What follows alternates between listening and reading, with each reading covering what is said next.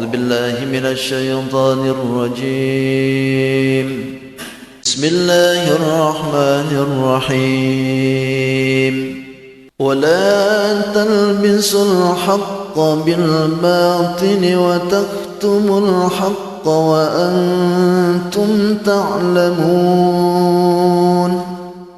وأقيموا الصلاة وآتوا الزكاة واركعوا مع الراكعين أتأمرون الناس بالبر وتنسون أنفسكم وأنتم تتلون الكتاب أفلا تعقلون واستعينوا بالصبر والصلاة وإنها لكبيرة إلا على الخاشعين الذين يظنون أنهم ملاقو ربهم وأنهم إليه راجعون صدق الله العظيم وصدق رسوله النبي الكريم ونحن على ذلك من الشاهدين والشاكرين والحمد لله رب العالمين.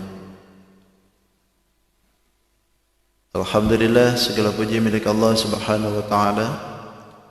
Kembali Allah berikan kesempatan, berikan luang waktu, dan juga alhamdulillah masih diberikan sehat walafiat, sehingga sampai hari ini Allah masih memperkenankan kita untuk bisa menjalankan ibadah, terutama bisa menjalankan sholat subuh dengan berjamaah. Salawat dan salam tidak hentinya semoga dibaruahkan kepada junjungan alam Sayyidul Mustafa wal Murtada Nabi besar Muhammadin sallallahu alaihi wasallam. Tidak lupa pada keluarganya, sahabat, tabi'in, para tabi'ut tabi'in, sampai kepada kita yang mudahan kita pun khususnya yang berkumpul di tempat ini nanti di yaumil qiyamah diaku sebagai umatnya. Amin. Amin ya rabbal alamin. Bapak Ibu yang dirahmati Allah, masih penjelasan di surat Al-Baqarah ayat 42 berarti ya, 41. Wala talbisul haqqa bil batil wa taktumul haqqa wa antum ta'lamun. Ini sudah sebetulnya ya. Kata Allah, wallahu alam bihaqiqatil murad. Wala talbisu ay takhallatu, jangan mencampur adukan kalian al-haqqa yang hak, alladzi anzala alaikum, maksudnya yang telah diturunkan kepada kalian, bil batil, dengan yang batil, artinya yang diada-adakan. Wa taktumul haqqa, dan juga wala taktumul haqqa, dan tidak boleh juga menyembunyikan yang hak. Ini sifat dari sifat Nabi Muhammad. Wa antum ta'lamun, dan kalian mengetahuinya. Sesungguhnya Nabi Muhammad itu hakun, benar. Wa aqimus salata, dirikan oleh kalian salat. Wa atuz zakah, keluarkan zakat. Warka'u, dan rukuklah, ma'ar raki'in, beserta orang-orang yang rukuk.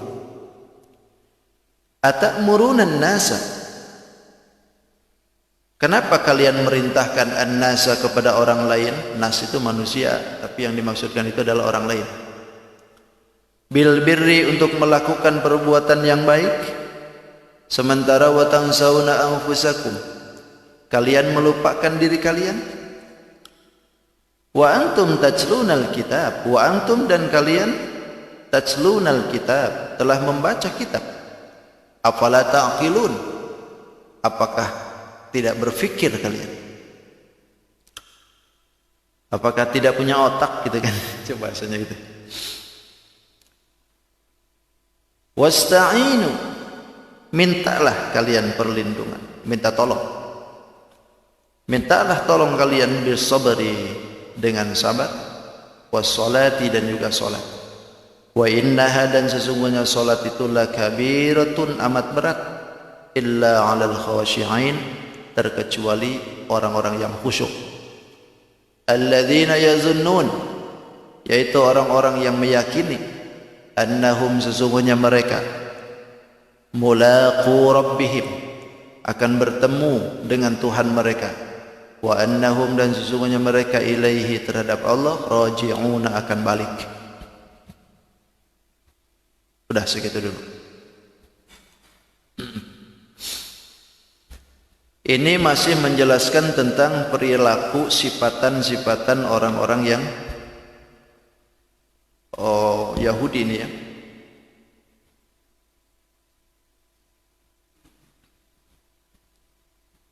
Yang mana kemarin itu memberitahukan bahwa kebahagiaan manusia itu ikut dengan petunjuk Allah, dan sebaliknya akan menjadi kafir kalau seandainya tidak mengikuti petunjuknya.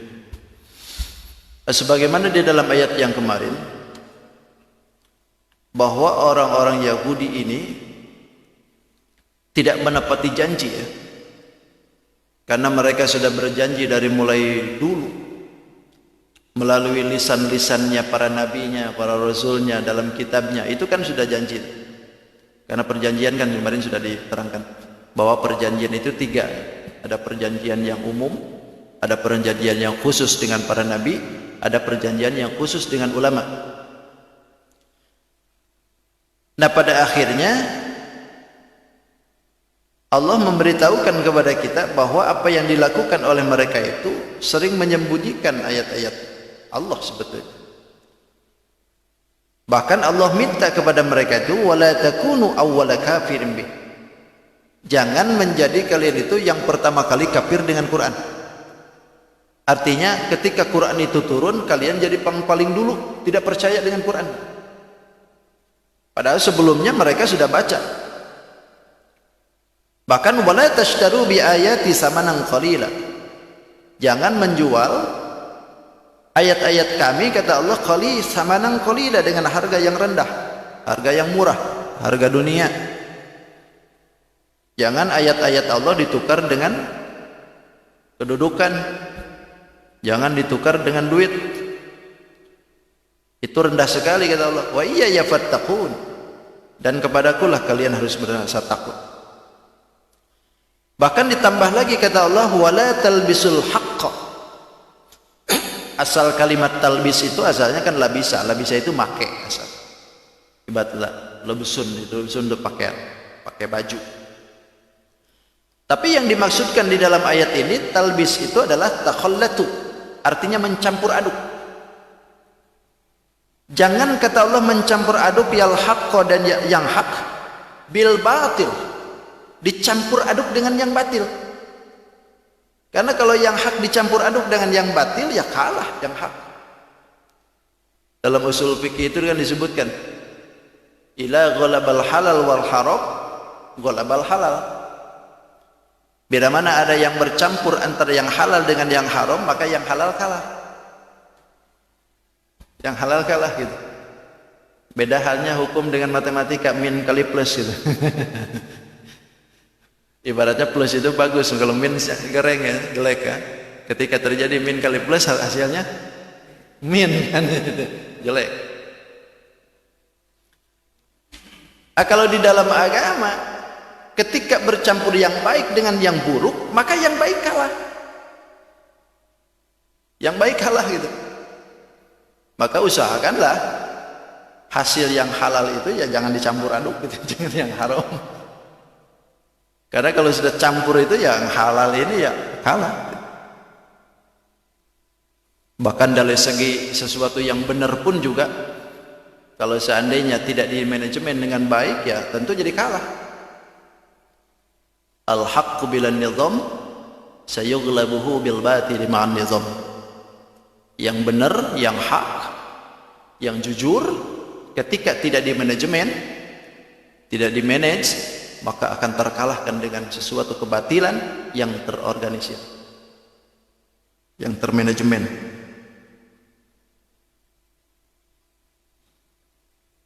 Ini juga sama.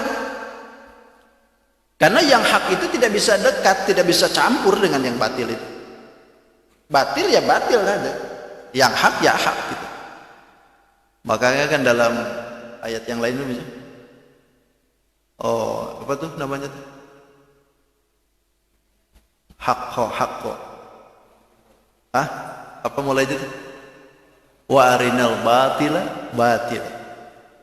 Wa arinal haqqo warzuqna ittiba'ah wa arinal batila warzuqna ijtinabah. Gini kita ya. Jadi yang hak ya perlihatkan dia yang hak. Dan berilah kami petunjuk untuk mengikuti yang hak. Dan juga yang batil perlihatkanlah batil. Dan juga rizkikanlah kami untuk menjauhi itu kebatilan. Warzuqna ijtinabah. Rizkikan kami untuk menjauhi itu yang batil. Karena tidak bisa campur itu. Nah sementara kelakuan orang Yahudi itu enggak begitu. Pokoknya yang hak jangan batil dicampur sama mereka. Campur aduk, bahkan bisa jadi yang hak itu dilipatnya sama mereka. Yang penting kenyang aja sudah. Wa taktumul haqqa ay la taktumul haqqa, dan juga jangan kalian menyembunyikan yang hak. Apa yang dimaksudkan disembunyikan yang hak itu? Na'tu Muhammadin, sifatan Nabi Muhammad. Mereka itu tahu betul sebetulnya dengan Nabi Muhammad itu ya'rifunahu kama ya'rifuna abana'ahum. Mereka itu tahunya Nabi Muhammad itu sebagaimana mereka tahu dengan anak-anaknya. Bahkan lebih daripada anak-anaknya. Kenapa? Karena anaknya sebelum muncul, sifatan Nabi Muhammad sudah pernah dibaca oleh mereka. Mereka belum punya anak, tapi kitabnya sudah dibaca. Dan yang dibaca itu adalah mengenai tantangan bahwa Nabi Muhammad itu sifatannya seperti ini. Makanya begitu datang Nabi Muhammad itu mereka lebih tahu daripada anaknya sendiri. Ya'rifunahu kama ya'rifuna abana'ahum, kata Allah. Jangan disembunyikan itu. Wa antum ta'lamun, sedangkan kalian mengetahui akan sifat itu.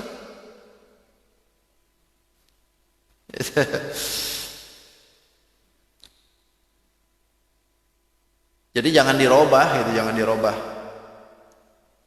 Dirubah saja jangan, apalagi disembunyikan. Terus terang saja, terus terang saja. Wa aqimus salata wa atuz zakata warka'u ma'ar raki'in.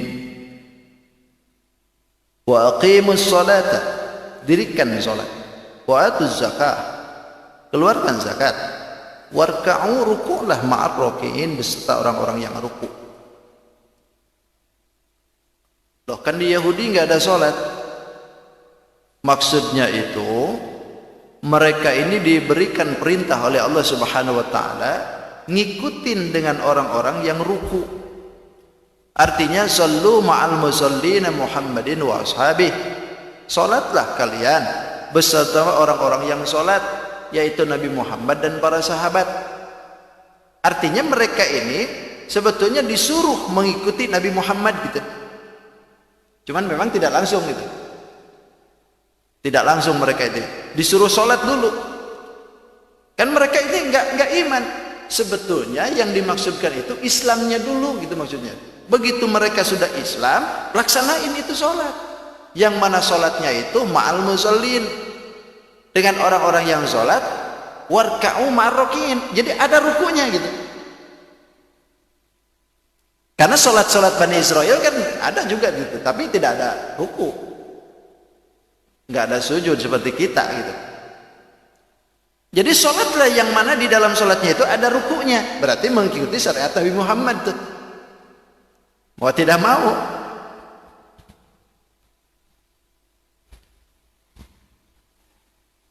Jadi ketika mereka disuruh hal-hal seperti ini itu sebetulnya tidak mau menerima. Bahkan di sini kan disebutkan sallu ma'al musallin, isyarah ini kepada bab tasmiyatul kulli, artinya menyebutkan salah keseluruhannya dengan menyebut satu juz. Warka'u ma'ar raki'in, rukulah beserta orang-orang yang ruku. Ruku itu kan adanya di mana? Adanya di salat. Berarti secara keseluruhan mereka ini disuruh salat, yang mana salatnya itu yang ada rukunya, dzatar ruku'in gitu. Yang ada rukunya. Jangan tidak gitu. Kemudian atamuruna an-nasa bil birri wa tansawna anfusakum. Ini ayat sebetulnya ditujukan kepada ulamanya Bani Israel. Jadi belok dulu sebetulnya ke ulamanya nih. Yang mana mereka ini kalau punya saudara itu telah masuk muslim, mereka itu kadang-kadang suka ngomong ke saudaranya itu, tetaplah engkau dengan agama Nabi Muhammad, ikuti Nabi Muhammad, agama Nabi Muhammad itu benar bang. Itu mereka itu selalu berkata begitu. Omongan terhadap saudaranya itu disuruh netapi ngikuti Nabi Muhammad, sementara mereka tidak mau ngikut. Makanya kata Allah, atamuruna an-nasa bil birri. Kenapa kalian itu menyuruh kepada orang lain bil birri dengan melakukan perbuatan baik, artinya beriman kepada Nabi Muhammad tadi itu. Sementara wa tansawna anfusakum ay tatrukunaha. Kalian sendiri meninggalkan iman dengan Nabi Muhammad, lupa dengan diri sendiri. Jadi merintah orang lain supaya bagus, sementara dia tidak gitu.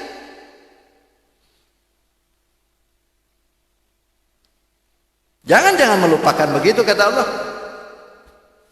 Makanya kan disebutkan atamuruna ini kan di hamzahnya hamzah istifham ingkari ini. Berarti dalam artian itu la yalikum minkumul amru bil ma'rufi wal birri li ghairikum ma'a kaunikum nasina anfusakum. Artinya tidak layak, tidak pantas kalian itu menyuruh orang lain untuk mengerjakan ma'ruf, mengerjakan yang baik-baik kepada orang lain, sementara kalian lupa. Gak bagus macam begitu kata Allah. Bahkan kan kalau kita ini ada dalam di dalam kitab Zubat itu disebutkan wa alimun bi ilmihi la ya'malan mu'adzabun min qabli ibadatil wasan. Orang yang mengetahui dengan keilmuan tapi tidak diamalkan, maka siksanya itu lebih dulu daripada orang yang menyembah patung. Nah ini dimakmulkan untuk siapa? Sebetulnya ada ulama mufassirin menyebutkan ini ditujukan kepada ulamanya Yahudi, ulama Yahudi dan Nasara, karena mereka sudah mengetahui lebih dulu dengan keilmuan itu tapi tidak dipakai, maka disiksanya lebih daripada orang musyrik duluan. Orang musyrik bakal disiksa tapi mereka lebih dulu.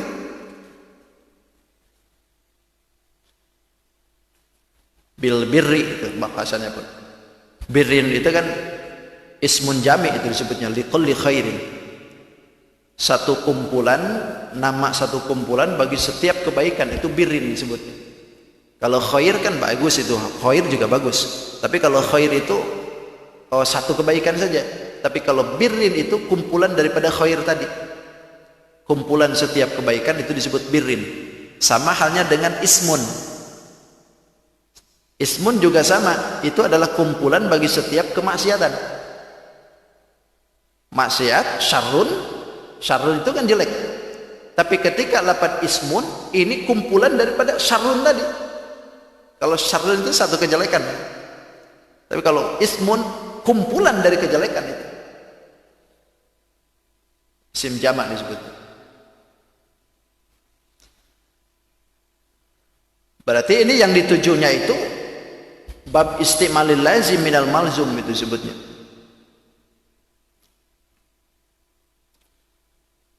Wa antum tatlunal kitab, sementara kalian telah membaca kitab kata Allah. Artinya kitab Taurat telah dibaca, yang mana di dalam kitab Taurat itu ada perjanjian yang tidak diperkenankan kita ini menyalahi ucapan-ucapan dan juga perbuatan. Itu kan sudah perjanjian. Makanya Allah singgung, apalah ta'qilun? Apakah kalian ini tidak berpikir gitu? Su'a fi'lukum, tentang jeleknya kelakuan kalian gitu. Fatarji'un, balik itu. Jangan melakukan begitu. Ini berarti kan jumlah nisyan ini mahal istifham ingkari ini disebut. Berarti kalau seandainya sudah mengetahui hukum lalu tidak dipakai, itu artinya tidak berpikir. Kalau orang tidak berpikir apa aja? Pikirannya sudah nggak normal gimana? Disebutnya berarti gila kan? Cuman Allah nggak sebutin apakah kalian ini gila gitu, nggak begitu. Tapi Allah halus itu bahasanya itu. Apalah ta'qilun, apakah kalian tidak berpikir gitu? Tidak dipakai otaknya. Cuman bahasa Quran itu luar biasa. Sudah tahu masalah itu tapi tidak dipakai gitu. Apalah ta'qilun kata Allah. Apakah tidak berpikir itu? Maksudnya itu, atafa'aluna dzalika fala ta'qilun? Kalian melakukan perbuatan seperti itu tuh, apakah tidak berpikir gitu? Bahwa sesuatu hukum yang sudah diketahui lantas tidak dipakai? Atau sesuatu hukum yang memang sudah diterapkan dalam undang-undang tapi tidak dijalankan? Apalah kata akilun gitu. Nih yang disinggung kan akal. Kenapa? Karena ya orang yang berurusan dengan hukum itu ya orang berakal. Kalau orang yang tidak berakal, fungsi akalnya tidak jalan, ya nggak ada urusan dengan hukum. Orang boleh sholat, boleh puasa, boleh haji, boleh zakat, dan hukum syariat yang lainnya dijalankan lantaran akalnya, berpikirnya normal. Kalau nggak normal, monggo tinggalkan. Kan gitu. Bahkan catatan amal pun malaikat itu akan mencatat itu kalam kalau seandainya akalnya normal. Tapi kalau akalnya tidak normal, diangkat kalam tuh. Kan ada 3 kalam yang diangkat itu, tidak dicatat. Pertama, orang yang masih kecil, anak kecil sampai balik itu nggak dicatat, kalamnya ngangkat aja gitu, nggak dicatat. Tapi kalau sudah balik, apa yang dilakukan terus saja dicatat malaikat.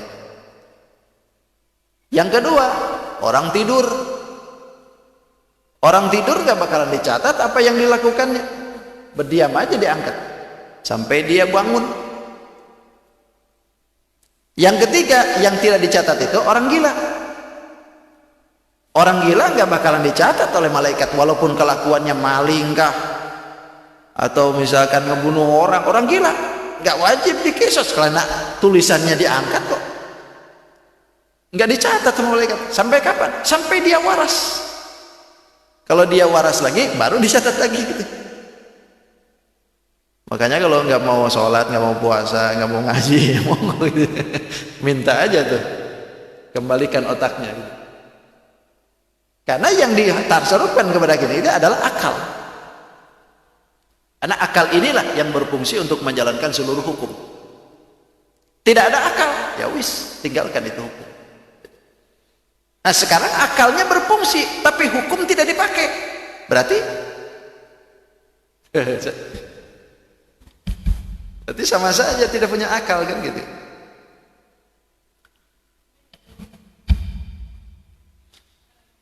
Terus kata Allah, wasta'inu bis-sabri was-shalah. Maka kata Allah, mintalah kalian pertolongan. Ista'in ini diambil dari ista'ana, yasta'inu isti'anatan. Berarti tak dengan sin ini litolabi berarti ini. Minta, permintaan. Minta kalian kata Allah. Bis-sabri, dengan sabar. Sabar itu habsul lin nafsi, artinya menahan diri ala ma tukrih, terhadap apa yang tidak mengenakan. Itu sabar, menahan diri. Bahkan ada yang menyebutkan bahwa yang dimaksud dengan sabar dalam ayat ini adalah puasa. Karena dengan puasa itulah yang ditujukan dengan pemecahan hawa nafsu. Karena yang dituju dengan sabar itu kan menahan diri nih. Makanya ulama mufassirin ada yang menyebutkan yang dimaksud dengan sabar itu adalah puasa. Jadi wasta'inu, mintalah kalian pertolongan bisabri, dengan puasa. Karena dengan puasa itu pecah, nafsu pecah.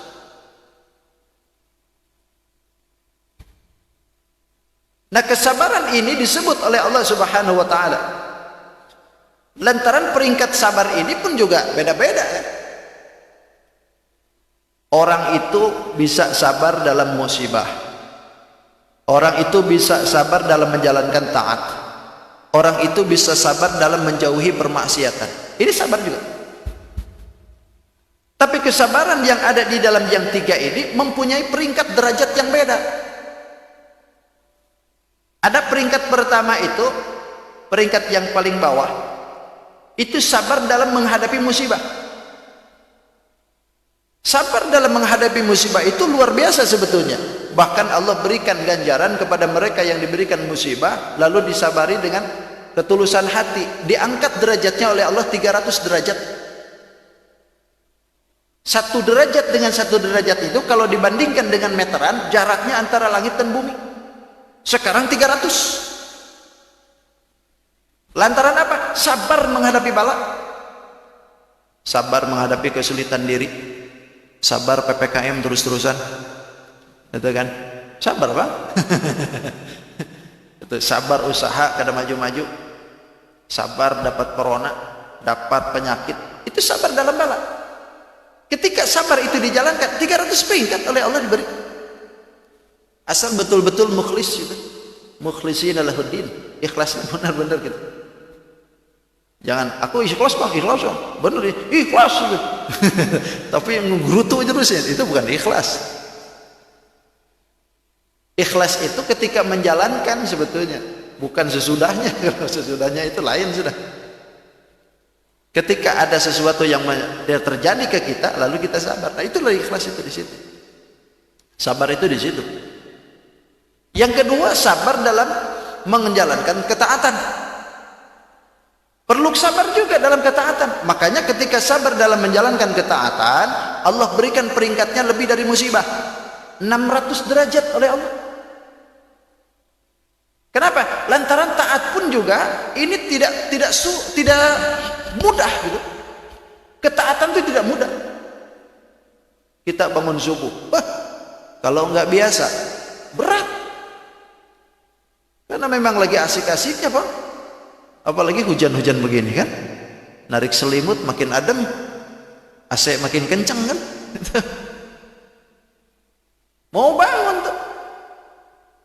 Tapi karena kita sabar, akhirnya bangun. Apalagi disuruh sholat malam. Kalau nggak biasa sholat malam tuh, Pak, jangankan 4 rakaat, 5 rakaat, 2 rakaat aja susahnya minta ampun. Padahal berapa lama sih 2 rakaat itu? Tapi karena nggak biasa, tapi dilawan oleh kita. Nah, lawannya kita dengan itu, itulah kesabaran dalam ketaatan. Duduk di majelis, duduk di pengajian, kan perlu sabar nih. Kalau nggak sabar, ini Ustadz lama-lama aja nih ngomong nih, terus aja mengguriti kan. Akhirnya pulang duluan. Nah, kalau pulang duluan itu ibarat bayi yang belum 9 bulan sudah keluar itu. Itu disebutnya apa tuh? Keguguran berarti. Prematur itu. Jadi kalau nggak sabar dalam menjalankan ketaatan, sedekah perlu sabar juga. Sedekah tuh sabar di mana? Sabar menahan keinginan kita supaya nahan itu duit. Pengennya itu duit itu ditahan, tapi karena kita sabar akhirnya keluarkan. Makanya sabar dalam ketaatan pun Allah berikan itu kemuliaannya sampai 600. Tapi peringkat yang paling tinggi dalam kesabaran itu sabar meninggalkan maksiat. Bahkan dalam hadis itu disebutkan orang yang sabar meninggalkan maksiat sampai diberikan derajat oleh Allah 900 derajat. Lebih tinggi daripada yang 2 tadi. Musibah lewat, taat lewat, tapi ketiga meninggalkan maksiat. Kenapa begitu tingginya itu derajat yang diberikan kepada mereka yang meninggalkan maksiat? Lantaran meninggalkan maksiat lebih dahsyat sebetulnya ketimbang melaksanakan taat. Di depan mata kita duit sudah banyak, kita yang megang, kita yang nyatet. Kalau seandainya tidak sabar meninggalkan itu, habis sudah. karena kita ini ada sabar dalam diri, minta pertolongan kepada Allah dengan kesabaran itu, akhirnya maksiat itu kita tinggalkan. Bahkan andaikan bapak ditakdirkan oleh Allah Subhanahu wa taala bertemu dengan gadis cantik, dua-duaan berdua aja di situ. Gadis cantik ini maksa ke bapak. Kira-kira apa yang dilakukan?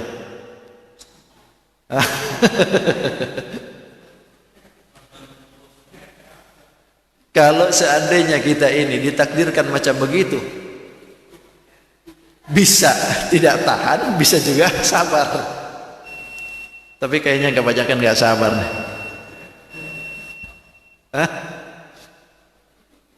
Jangankan gadis cantik, janda yang biasa aja diembat.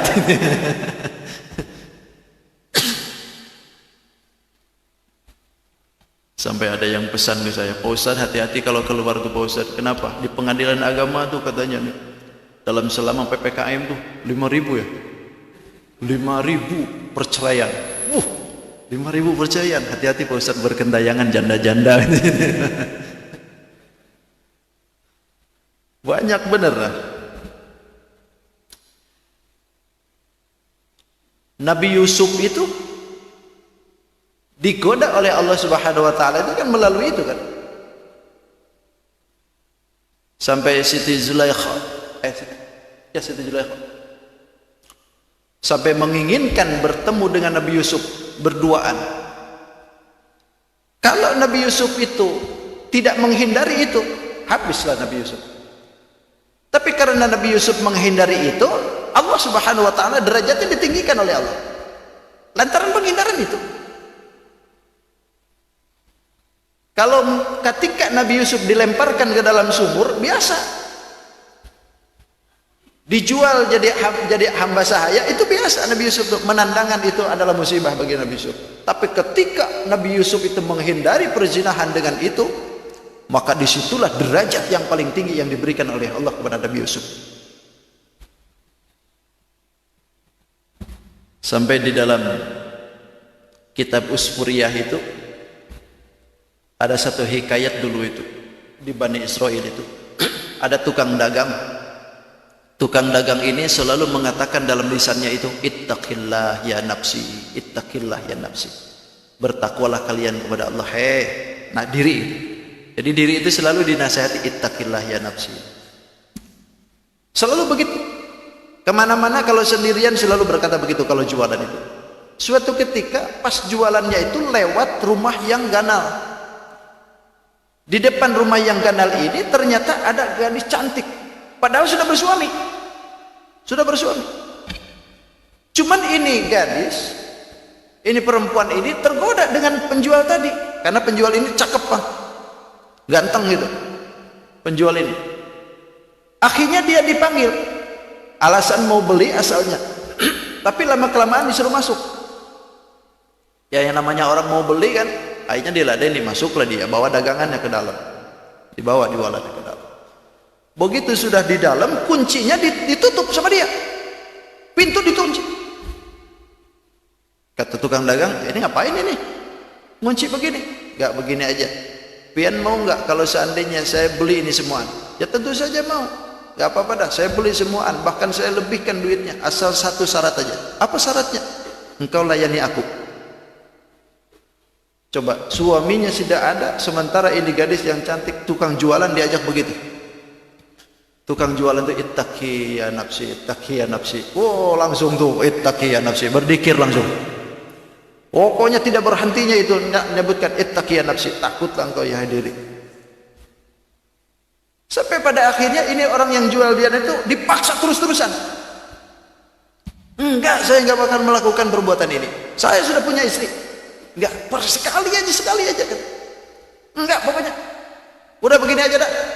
Kalau memang engkau menginginkan aku, buka pintu dah sebentar. Enggak bakal saya buka. Pokoknya enggak bakal saya buka kalau memang engkau belum melakukan apa yang diinginkan aku.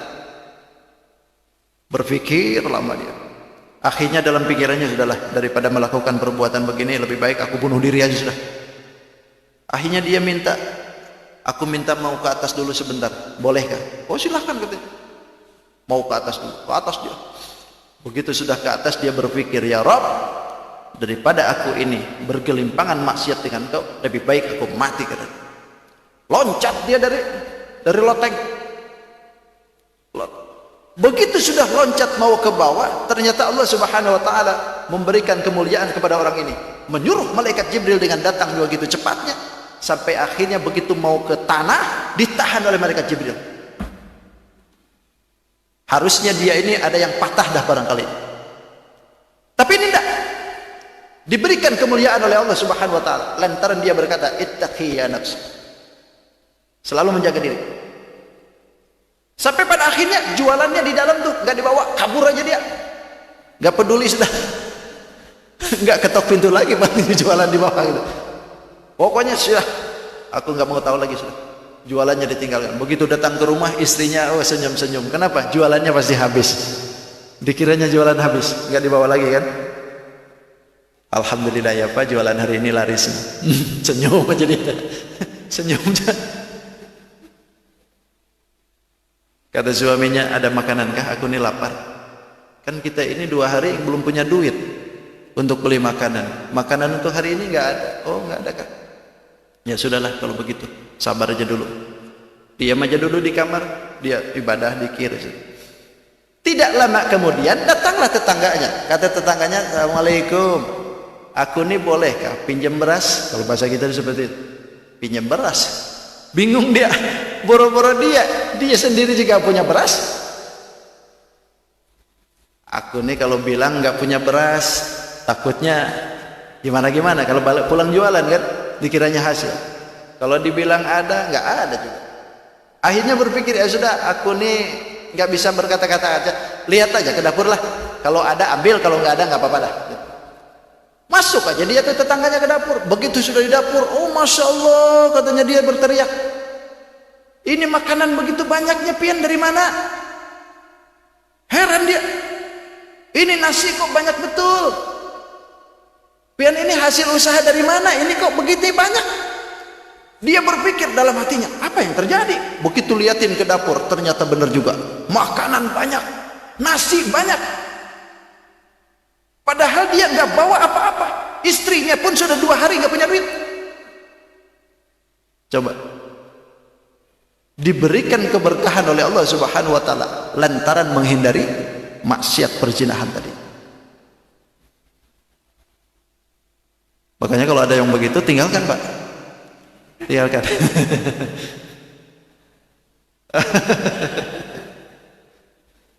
Masalahnya ada nggak macam begitu?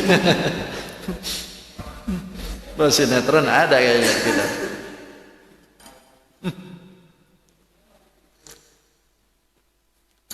Nah ini kan sebagai bandingan dari apa yang diberikan kesabaran dalam menghadapi maksiat itu. Makanya pantas sabar dalam menghadapi maksiat itu derajatnya lebih tinggi daripada yang 2 tadi. 900 derajat boleh. Itu wasta'inu bis sabri. Kemudian yang kedua, wassalah, dikhususkan kalimat, disebutkan kalimat solat, karena penyebutan lafaz solat ini karena keagungannya yang ada di dalam solat itu. Bahkan baginda Nabi ketika ada merisaukan dalam dirinya, Nabi itu selalu larinya ke solat itu. Kacau pikiran, kacau segala sesuatu yang ada di dalam dirinya, itu larinya ke solat Nabi itu. Makanya minta pertolongan dengan sabar dan solat. Karena di dalam sholat itu akan menjadikan seseorang itu jadi tenang. Kalau Nabi ya, nggak tahu kalau kita. Kalau kita begitu sholat, kalau lagi dalam kacau itu malah makin kalut ya. Padahal sebetulnya ketika orang melakukan perbuatan sholat itu minta pertolongan sebetulnya. Saya teringat guru saya itu Kiai Zain Abdul Somad. Waktu itu mau kunjungan dakwah ke daerah pedalaman di Cianjur Selatan Pak. Jadi antara daerah yang mau dituju dengan daerah yang sedang didalani ini ada satu sungai yang besar, namanya itu Sungai Cisadane. Itu yang menjadi yang menjurus kepada laut langsung, kan besar itu. Nah pada waktu itu jembatannya runtuh, terbawa arus, otomatis kan akses ke sana nggak bisa. Itu tiba-tiba mama itu menyuruh kepada Kiai Haji Zandan waktu itu, kemarin sudah almarhum beliau. Mudah-mudahan Allah Subhanahu Wa Taala mengampuni beliau. Itu supirnya itu, Jin, sini kamu, coba naik kamu ke atas, nih baca ini, baca ini. Sholat dulu 2 rakaat, baca ini. Sholat 2 rakaat, lalu dibaca dikir. Nggak begitu lama turunlah beliau. Kata beliau, ayo kita jalan lagi. Jalan kemana mak? Ya ke sana, ayo. Kan ini jembatannya runtuh. Ya sama aja, ini kan jalan juga. Nih kunci, jangan banyak ngomong. Udah hidupin mobil. Disuruh itu mobil nyebur ke jembatan tadi. Padahal arus masih deras aja. Jembatan aja hanyut. Sekarang mobil yang kecil, waktu itu masih kijang kapsul baru keluar itu. Mobil disuruh masuk ke situ. Orang geleng-geleng kepala, apa yang terjadi? Tapi besar keyakinan dengan ulama nih. Akhirnya Kiai Haji Zandan ini hidupin aja mesin juga. Ayo masuk semua. Pengikut beliaunya juga. Beliau masuk ke dalam. Begitu sudah jalan ke air, ternyata mobil ini jalan aja di atas air. Padahal itu meteran sungai itu kira-kira setengahnya Mahakam lah gitu, besarnya itu, lebarnya itu besar, karena mau menjurus ke laut. Coba, itu awalnya disuruh sholat itu. Kenapa enggak langsung aja gitu dikiran di plakat itu? Bisa seperti itu, bisa saja bisa seperti itu. Tapi kenapa disuruh sholat? Karena menjalankan syariat ini. Wasta'inu bis-sabri was-shalah. Sholat dulu. Minta pertolongannya. Padahal mungkin bisa saja beliau itu enggak sholat pun juga bisa aja begitu. Karena memang kebiasaan tabiatnya itu khawariqul adat, kadang-kadang di luar kebiasaan kadang-kadang beliau. Tapi disuruh begitu gitu. Bahkan suatu saat mesin mobil itu mogok. Habis bensin, tengah hutan habis bensin. Begitu sudah habis bensin, kata beliau, ambil tuh air, penuhin ini tank. Penuhin tank. Air disuruh ambil, udah penuhin aja tank itu dengan air, gluk di hutan itu. Hidupin, hidupnya sampai Cianjur setetan lagi. Coba. Itu memang kebiasaan khawariqul adat para ulama. Jadi kalau seandainya orang yang tidak percaya dengan karomah, kalau liatin seperti itu kayaknya bakal berbalik pikir dah. Karena memang nggak bisa dipungkiri karomah itu ada, kemuliaan para ulama itu ada. Itu baru ulama, apalagi Nabi. Makanya pantas sahabat itu bela-belaan dengan Nabi. Sampai hartanya, pikirannya, tenaganya, waktunya, semuaan diinginkan untuk Nabi. Bahkan nyawanya diberikan untuk Nabi. Kenapa? Lantaran melihat kehebatan Nabi itu luar biasa. Loh kita aja kalau seandainya liatin kehebatan ulama, pasti nggak bakalan sekek kita nih dengan ulama tuh. Karena melihat kemuliaan yang diberikan oleh Allah kepada ulama itu, apalagi Nabi. Itu sholat 2 rakaat. Jadikan sholat itu kunci dari segala permasalahan yang ada di kita. Sholat dulu. Bahkan kemana-mana sholat dulu. Kita mau pergi pun juga sholat dulu. Sholat safar itu bukan hanya mau umroh aja. Itu kalau mau umroh baru sholat safar itu. Mau ke Balikpapan sholat safar. Habis sholat safar berangkat. Gitu. Gitu. Jadi ini bagian dari wasta'inu tadi. Begitu habis sholat safar, kunci rumahnya. Habis itu baru datang tuh ke Hansip. Nih Pak Hansip, nih saya mau ke Balikpapan. Saya sudah titip ke Allah itu rumah. Tinggal ke engkau. Nih engkau, nih kuncinya, totong tilip. Nih gudang garam filter. Allah nggak butuh gudang garam filter. Gitu. Jadi titip dulu ke Allah, baru ke makhluk. Itu mau bepergian itu titip dulu ke Allah, baru silahkan ke makhluk. Kalau kita kan enggak, Itu langsung aja ke makhluk. Makanya begitu datang tuh, oh kebakaran. Kenapa? Lo ke makhluknya aja, ke Allah enggak. Wasta'inu bisabri wassalah. Kemudian yang kedua, wassalah. Dikhususkan kalimat, disebutkan kalimat salat. Karena penyebutan lafaz salat ini karena keagungannya yang ada di dalam salat itu. Bahkan baginda Nabi ketika ada merisaukan dalam dirinya, Nabi itu selalu larinya ke salat. Kacau pikiran, kacau segala sesuatu yang ada di dalam dirinya, itu larinya ke salat Nabi itu. Makanya minta pertolongan dengan sabar dan salat. Karena di dalam salat itu akan menjadikan seseorang itu jadi tenang. Kalau Nabi ya, nggak tahu kalau kita. Kalau kita begitu sholat, kalau lagi dalam kacau itu malah makin kalut ya. Padahal sebetulnya ketika orang melakukan perbuatan sholat itu minta pertolongan sebetulnya. Saya teringat guru saya Kiai Zain Abdul Somad waktu itu mau kunjungan dakwah ke daerah pedalaman di Cianjur Selatan, Pak.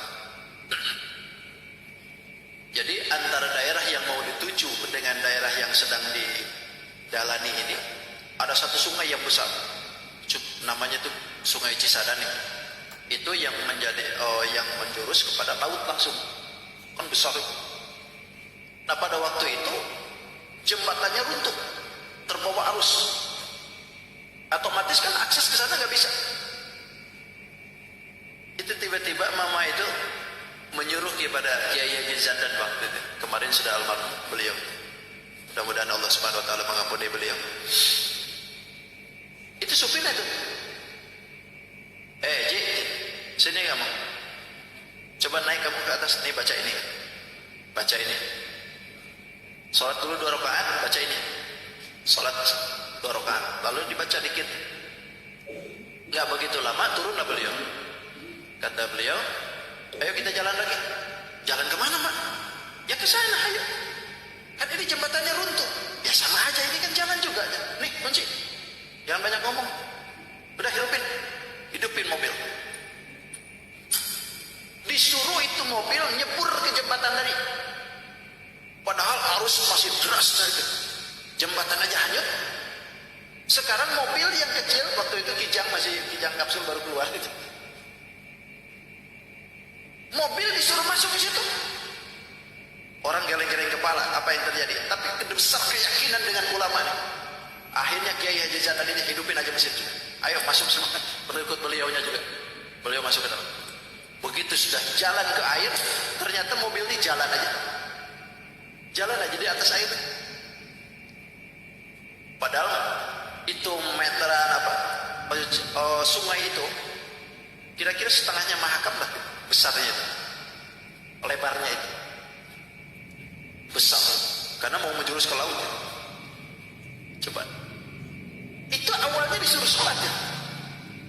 Kenapa nggak langsung aja gitu dikira berangkat gitu? Bisa seperti itu, bisa saja bisa seperti itu. Tapi kenapa disuruh sholat? Karena menjalankan syariat ini. Wasta'inu bisabri wassalah. Sholat dulu, minta pertolongannya. Padahal mungkin bisa saja beliau itu nggak sholat pun juga bisa aja begitu. Karena memang kebiasaan tabiatnya itu khariqul adat, kadang-kadang di luar kebiasaan kadang-kadang beliau. Tapi disuruh begitu gitu. Bahkan suatu saat mesin mobil itu mogok, habis bensin, tengah hutan habis bensin. Begitu sudah habis bensin, kata beliau, ambil tuh air, penuhin ini tank.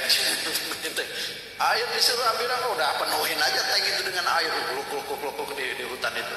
Hidupin sampai si air sebentar lagi. Coba.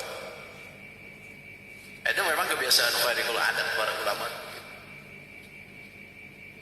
Jadi kalau seandainya orang yang tidak percaya dengan karomah, kalau lihatin seperti itu kayaknya bakal berbalik pikir lah. Karena memang nggak bisa dipungkiri karomah itu ada, kemuliaan para ulama itu ada. Itu baru ulama, apalagi nabi. Makanya pantas Lantas sahabat itu bela-belaan dengan Nabi. Sampai hartanya, pikirannya, tenaganya, waktunya, semua diinginkan untuk Nabi. Bahkan nyawanya diberikan untuk Nabi. Kenapa? Lantaran melihat kehebatan Nabi itu luar biasa. Loh, kita aja kalau seandainya lihatin kehebatan ulama, pasti nggak bakalan sekeh kita dengan ulama tuh. Karena melihat kemuliaan yang diberikan oleh Allah kepada ulama itu. Apalagi Nabi. Itu sholat 2 rakaat. Jadikan sholat itu kunci dari segala permasalahan yang ada di kita. Sholat dulu. Bahkan kemana-mana sholat dulu. Kita mau pergi pun juga sholat dulu. Sholat safar itu bukan hanya mau umroh aja. Itu kalau mau umroh baru sholat safar itu. Mau ke Balikpapan sholat safar. Habis sholat safar berangkat. Gitu. Jadi ini bagian dari wasta'inu tadi. Begitu habis sholat safar, kunci rumahnya. Habis itu baru datang tuh ke Hansip. Nih Pak Hansip, nih saya mau ke Balikpapan. Saya sudah titip ke Allah itu rumah. Tinggal ke engkau. Nih engkau, nih kuncinya. Tolong tilip. Nih gudang garam filter. Allah nggak butuh gudang garam filter.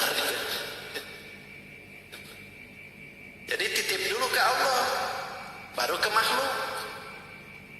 Itu. Mau bepergian itu titip dulu ke Allah, baru silakan ke makhluk. Kalau kita kan enggak, itu langsung aja ke makhluk. Makanya begitu datang tuh, oh kebakaran. Kenapa? Lo ke makhluknya aja, ke Allah enggak. Wasta'inu bis-sabri was-shalah.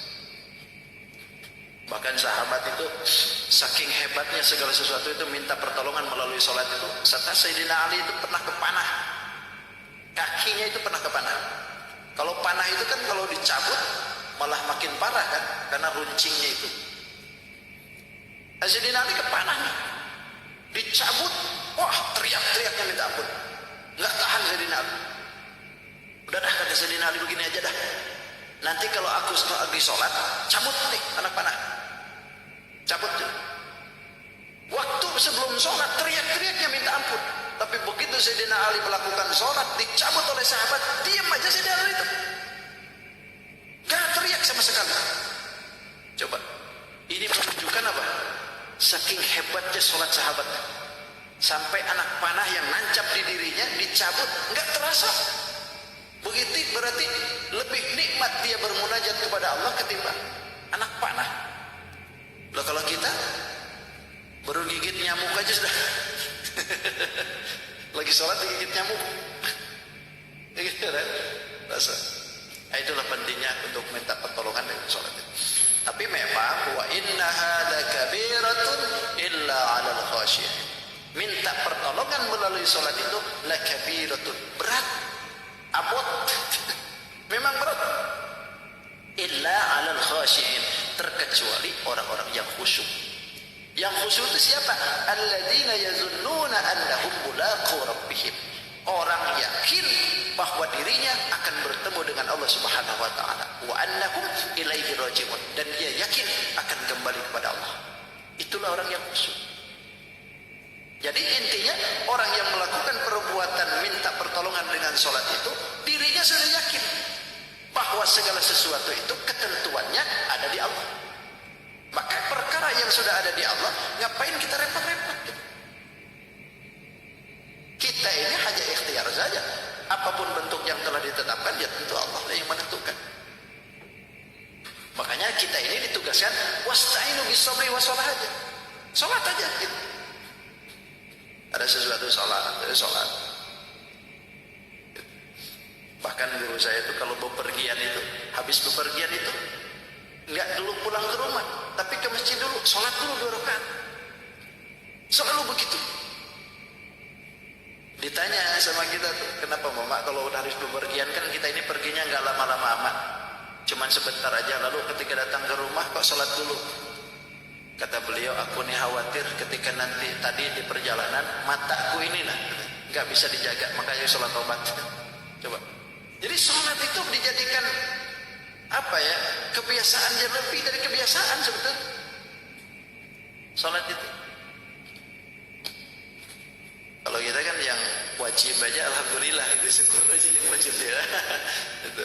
Nah, kalau bisa lebih dari itu lagi. Sudah selesai, sudah beres ya. Wa inna hadza kabiratun illa 'alal khashiyin. Wallahu a'lam bishawab. Shadaqallahul adzim. Terima kasih. Mudah-mudahan dapat disampaikan bermanfaat. Insyaallah kita sambung lagi di sesi yang akan datang. Hadanallahu wa iyyakum ajma'in. Assalamualaikum warahmatullahi wabarakatuh. Allahumma salli wa sallim ala sayyidina Rasulillahi ajma'in. Bismillahirrahmanirrahim. Alhamdulillahirabbil alamin wassalatu wassalamu ala asyrafil mursalin. سيدنا ومولانا محمد الأمين. اللهم رب انفعنا بما علمتنا رب علمنا الذي ينفعنا رب فقهنا وفقه أهلنا وقربة لنا في ديننا توسلنا بتعلمين أنت رزقنا الواسع وأنت رزق الآمنة ربنا آتنا في الدنيا حسنة في الآخرة حسنة وقنا عذاب النار والحمد لله رب العالمين. تقبل الله منكم. Subhanakallahumma wa bihamdika asyhadu an la ilaha illa anta astaghfiruka wa atubu ilaik.